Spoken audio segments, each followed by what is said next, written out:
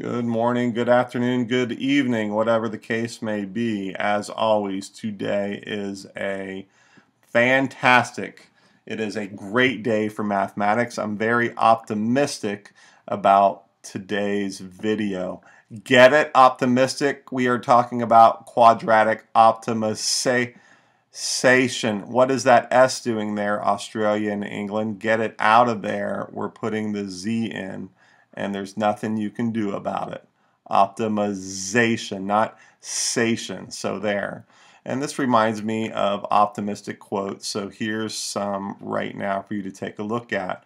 The average pencil is 7 inches long with just a ½ inch eraser.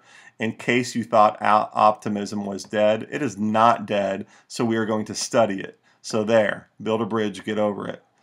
Next, an optimist is a person who starts a new diet on Thanksgiving Day. That's right, that's the day you eat a lot of food traditionally. So get an optimistic whatever. Thanks a lot, for that quote. An optimist is a fellow who believes a housefly is looking for a way to get out, which never happens. So that's where we're at. That's how we're starting with optimistic quotes. I'm deleting this stuff. Let's undo that.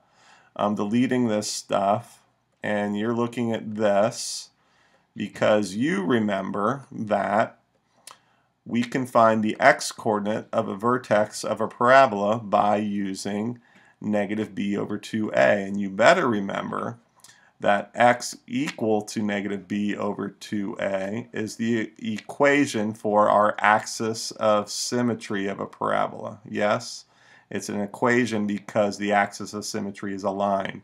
Just a quick review.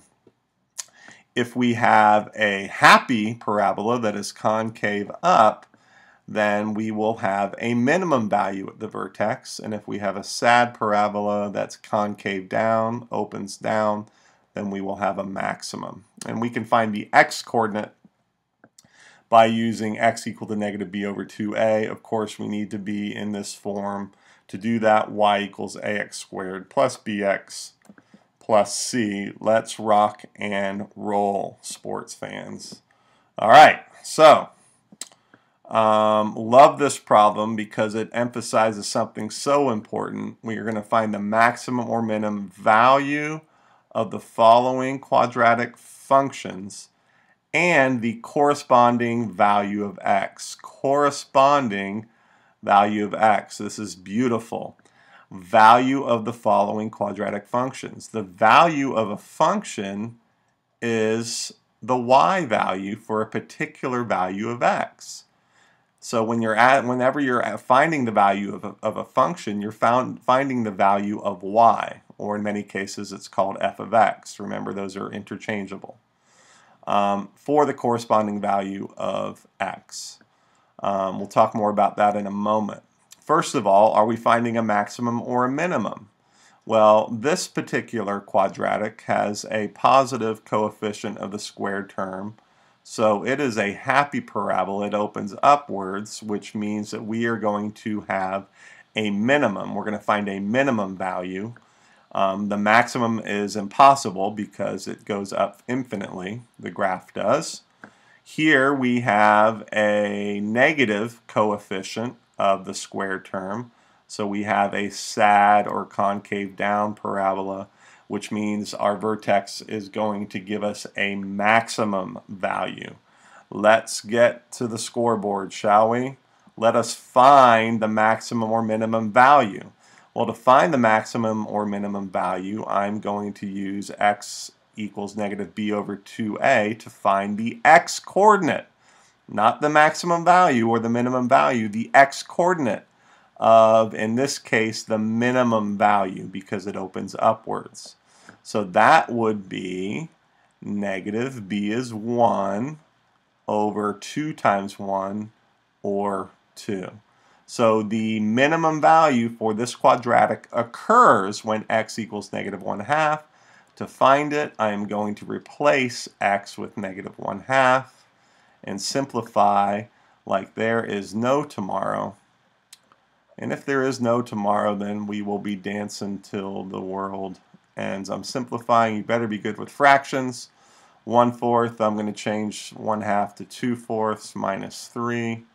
So yo mama, minus 1/4 minus 3.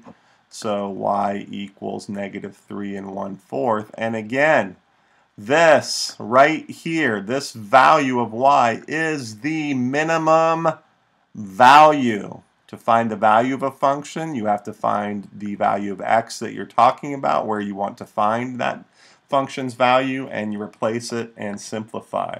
So we need to answer this question in English, in English sentences. So we are going to say that the minimum value of the quadratic, they call it the quadratic function, so I'll just be cool and call it quadratic, is negative 3 1/4 occurring when x equals negative 1/2. That really shows that you know what the heck you're talking about as far as the value of a function is concerned. Let's rock and roll with example B here. Again, I'm going to say x equals negative b over 2a. And don't be a doofus here. You know, it's not always alphabetical orders the way things are arranged as far as being in ax squared plus bx plus c form. So in this case, c is 3, b is 3, and a is negative 2. So this turns into negative 3 over 2 times negative 2, which is a positive 3/4. So we're going to play the same game here. We are going to replace, again, this is the x coordinate of the vertex, where the, in this case, the maximum occurs, the maximum value occurs. So to find that value, I replace x with 3/4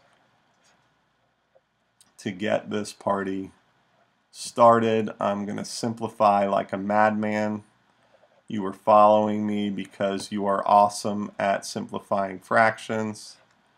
3/4 squared is 9/16. So y equals 3 plus 9 over 4. You know what? I can see I have a denominator of 16, so I'm going to go ahead and write this 9/4 as with a denominator of 16, multiplying everything by 4, minus 18 over 16. So y equals 3. 36 minus 18 is 18. Minus 18 over 16. I'll simplify it again. 3 minus, let's see, 9 over 8. No,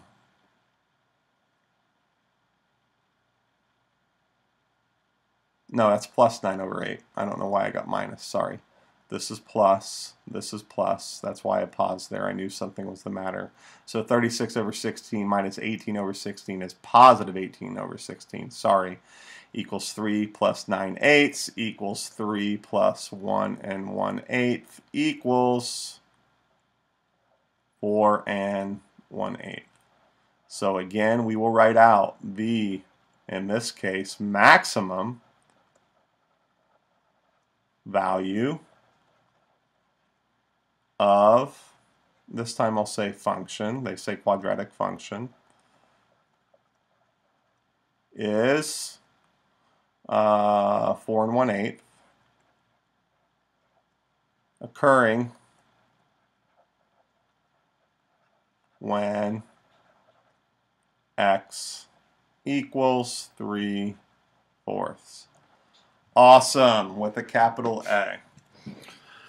Okay.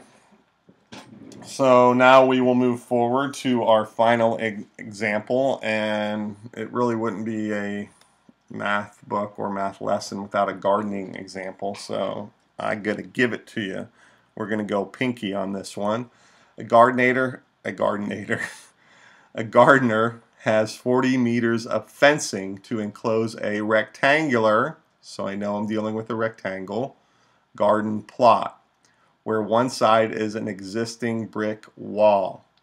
This is the brick wall because it says brick wall, and these look like bricks. So I am on top of my game. Yay. Suppose the two new equal sides are x meters long. Okay, so this is x and this is x. Little tick mark indicates that, plus the problem told me that. All right. Show that the area enclosed is given by area equals x times 40 minus 2x square meters. Well, to show it, it's not all that bad, really. You just have to either draw a picture and label it. You could label the side with variables to talk about the length of it, but I think just labeling the picture is good. But the first thing that you need to do is realize or recall that the area of a rectangle is given by the length times the width. I guess traditionally the width is considered the shorter side, at least in the picture. So I'm going to leave length to be this guy right here for now. And I'm going to put width as x, and I'm going to leave myself some room because I know it should be 40 minus 2x. So let's see how this works out. Let's see if we can prove it. Well, I know I have 40 meters of fencing, which means if I go all along these pink little dots here, I have gone 40 meters. Well, if I use x meters here and x meters here, then this guy right here has got to be the 40 meters minus whatever I've already used. Well, I have used x plus x, and x plus x is 2x. So there you go, 40 minus 2x. And that's good enough to show that length, the area is given by length times width, or 40 minus 2x times x. Yes. Oh, and if we want to be exact, I suppose we could rewrite using the commutative property of multiplication that the area is given by 40 minus 2x. Nicely done. Part B. Find the dimensions of the garden of maximum area. Well, maximum area. First of all, you have to realize that if you distribute the x through, we are dealing with a quadratic. Okay? And we're also dealing with a concave down quadratic because, well, I'll go ahead and multiply this out. 40x minus 2x squared. The coefficient of the squared term is negative, so we get sad parabola, so we're getting a maximum, which is great because that's what we're being asked for, maximum area. Now, I've multiplied this out, and maybe you want to go the x equals negative b over 2a route. But I'm going to show you something quicker, okay, if we're savvy about this. And that is to just forget about the area for a second and think of this as solving a quadratic, okay? Let's say I just said solve this by setting it equal to 0. I think pretty simply you would say, oh, okay, well, x equals 0 and let's see, 40 minus 2x equals 0, so 40 equals 2x, which means that x equals, oops, I almost put 10, x equals 20. Well, what does that mean? What have we been studying? Well, x equals 0 and x equals 20 are the roots of this quadratic right here, right? Or all of these, they're all the same, are the roots. What does that mean graphically? That means that this extremely unhappy parabola is going to cut my x-axis at 0 and at 20. Say yes? And just to drive this point home, I'll sketch a not so bad, Dexter, a not so bad looking parabola, right? And the vertex occurs, I don't know, on my drawing right here. Boys and girls, I know the x-coordinate of that vertex because it must be halfway between the x-intercepts. So the x value of the vertex is 10. It's 10. And I didn't have to do x equals negative b over 2a. Okay, and that took me a while, but to explain it. But you should be able to look at that and figure that out, especially when the numbers are nice and easy like this. Okay, so now I can use that to find the dimensions of the garden of maximum area. Well, the maximum occurs when x equals 10, yes? Right? And I could find the y value. It's the same thing as finding the area here. I just replace x with 10, or with 10 here. I'm going to use this one. I think it's easier. That's going to be 10 times 40 minus, oh, wait a second, I'm finding the area. I don't need to find the area. I need to find the dimensions. If this is 10, yes, then this right here is 40 minus 2 times 10, or 40 minus 20, or 20. Okay, so the dimensions would be 20 meters by 10 meters, which would give us a maximum area of 200. Okay, but this is our answer. They asked for the dimensions. Okay, and you know I just cannot handle not showing you that graphically. Let me go back here while that's warming up and turning on. Again, graphically, if this is true, if I've done everything right, then this value right here should be 200. Okay, so I'm going to graph 40x minus 2x squared real quick, and we'll see if that's true. Okay, we're going to snooze that. And here comes my calculator, and it's going to be annoying here and ask if I want an update right after I click this. And no, I don't want it. Okay, so I want 40x minus 2x squared. Entree, enter. Ooh, that's nasty, but that's okay.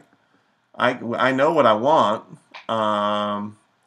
Let's make that about 250, because I know the maximum is at 200.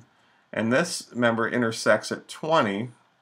So what if I made that like 30? Is that good?